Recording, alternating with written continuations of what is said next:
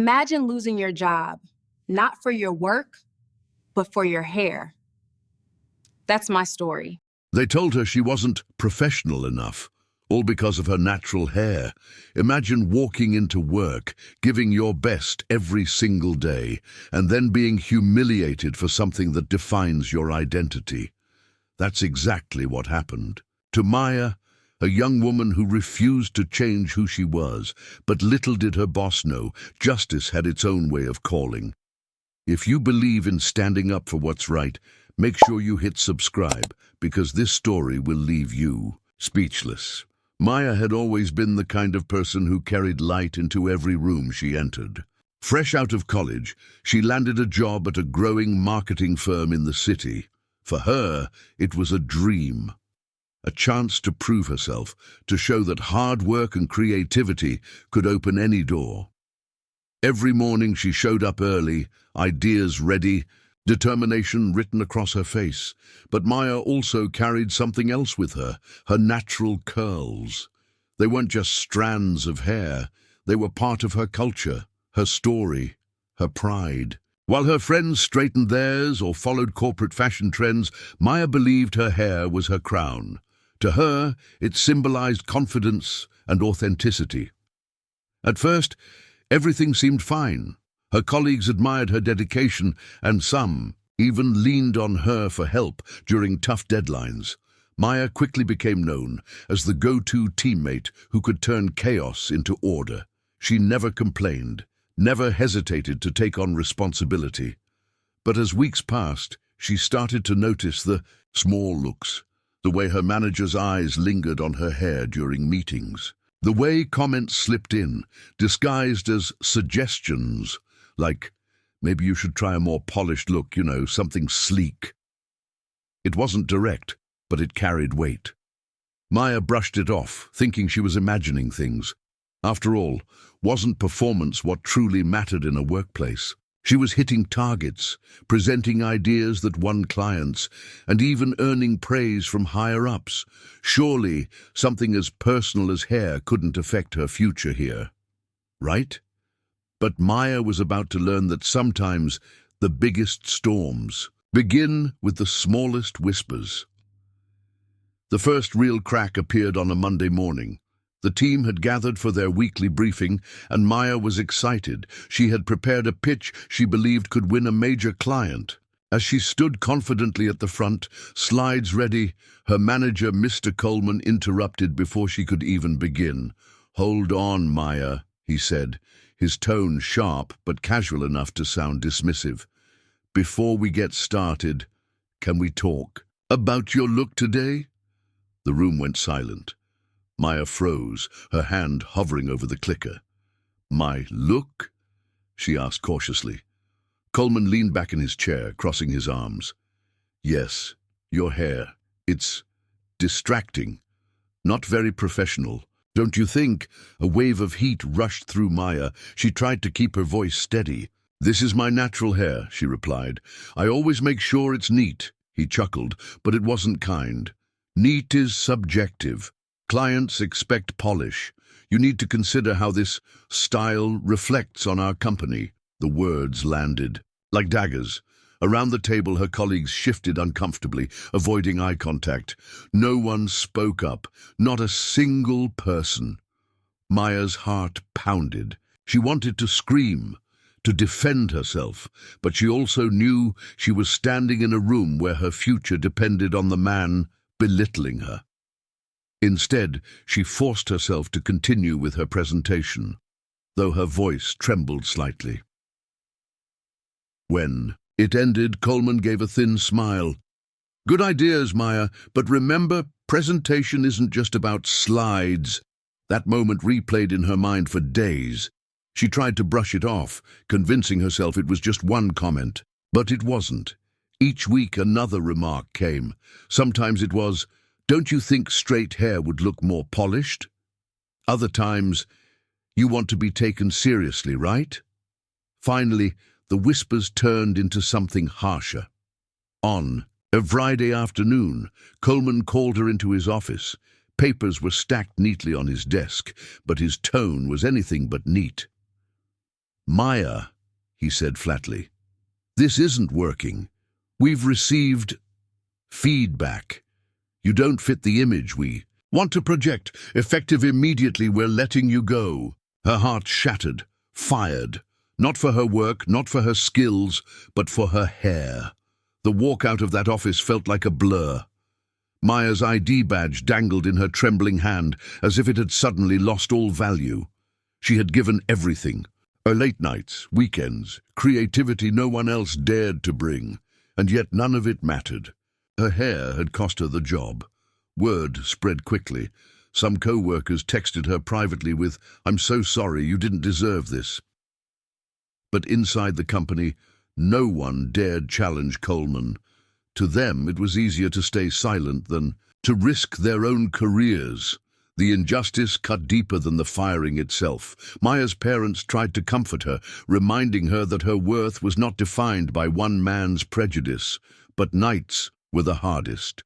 She replayed Coleman's smirk. In her head, his words echoing, "You don't fit the image." Shame mixed with anger, making it impossible to sleep, but something inside her refused to break. One evening, scrolling through her phone, she came across an article about workplace discrimination. It detailed cases where employees had been fired for their natural hair, and how some fought back in court and won. A spark lit in Maya's chest. What if she wasn't powerless? What if Coleman's cruelty could be exposed? The next day, she contacted a local advocacy group that specialized in protecting workers' rights. They listened carefully as she shared her story, every insult, every remark, every moment she had been singled out. Their response was firm. "Maya, this is discrimination, and we can fight this."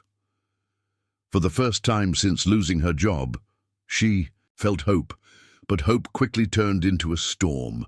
The company, when contacted, denied everything. Coleman painted her as unprofessional and combative, twisting the story to protect himself. Emails began to surface. Colleagues suddenly backed away, and Maya realized this battle would be far bigger than she imagined. And yet, deep down, she knew one thing: silence would mean surrender.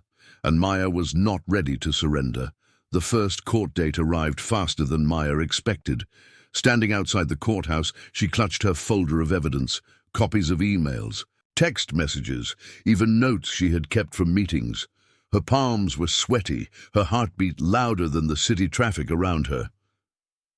Inside, Coleman sat confidently with his legal team, dressed in a sharp suit, his expression smug. To him, this was just another minor inconvenience.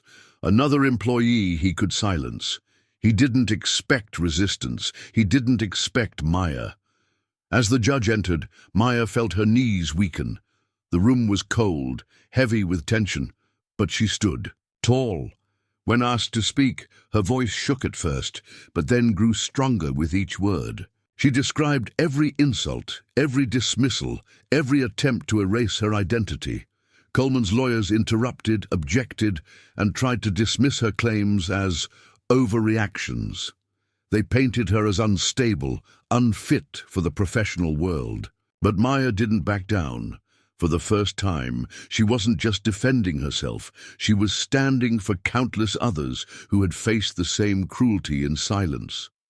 The judge leaned forward, studying both sides carefully. Coleman smirked, certain victory was his. Maya held her breath, praying her truth was enough. And then something happened in that courtroom that no one, not even Maya, could have predicted. To find out what turned the entire case upside down, stay with me, because what happened next will leave you stunned.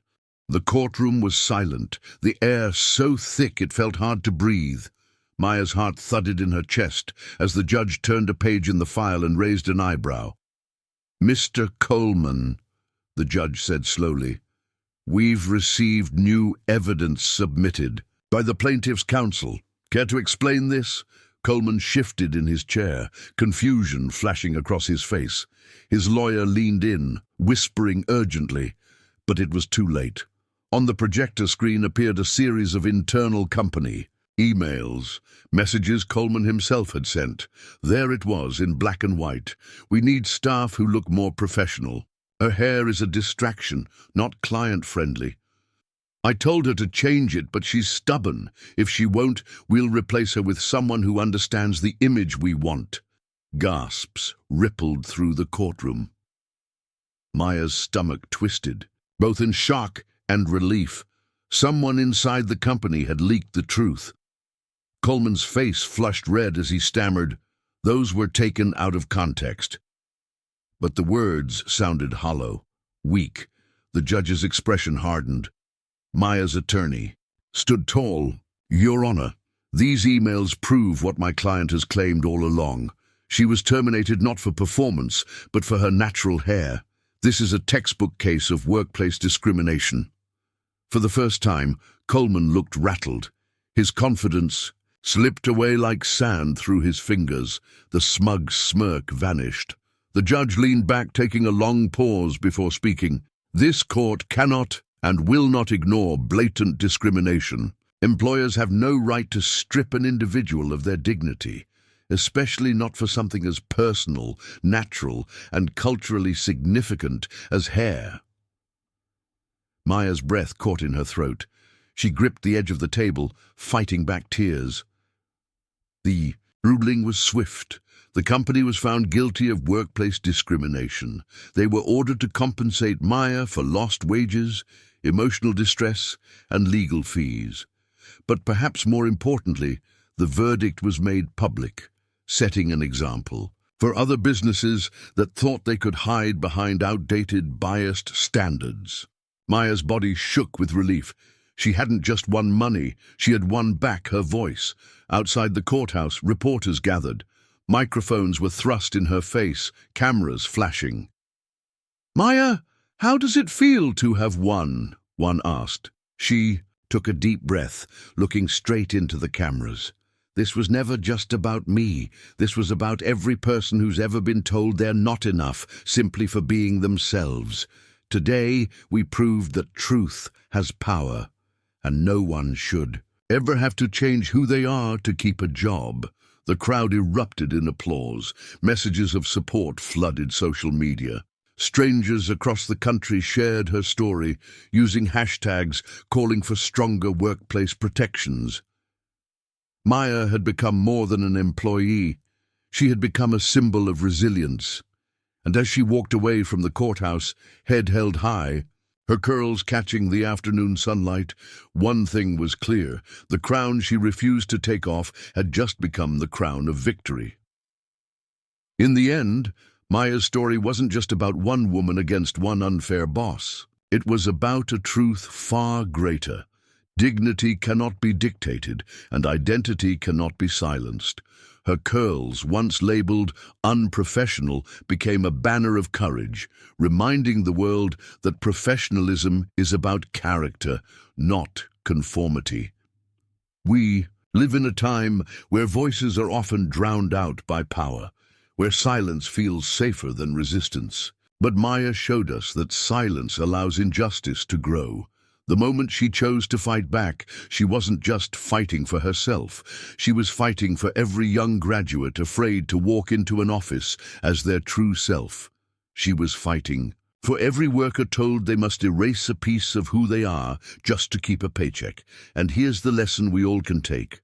What makes us different is not our weakness. It's our strength. When society tells us to fit the mold, maybe that's the moment we're meant to break it. Maya's victory didn't erase the pain, but it transformed it into something powerful, a message that echoed beyond the walls of that courtroom. A reminder that justice, though delayed, can still arrive if we have the courage to demand it. Think about it. How many people right now are sitting in silence, accepting unfair treatment because they believe no one will listen? What if your story, your stand, could be the one that inspires them? That's the beauty of stories like Maya's. They remind us that one person's courage can spark change for thousands. And maybe, just maybe, someone watching this right now needed that reminder. So if Maya's journey moved you, if it made You pause if it made you feel even a spark of courage. Don't keep it to yourself. Share this story with someone who needs to hear it. Hit that subscribe button so you never miss stories that prove truth still matters. And leave a comment below. Because your voice, just like Maya's, has power. At the end of the day, hair, it grows, jobs change, but dignity stays. And no one, no boss, no system, no company should ever have the power to take that away. This is more than just a story. This is a reminder. Stand tall, wear your crown proudly, and never, ever let anyone decide your worth.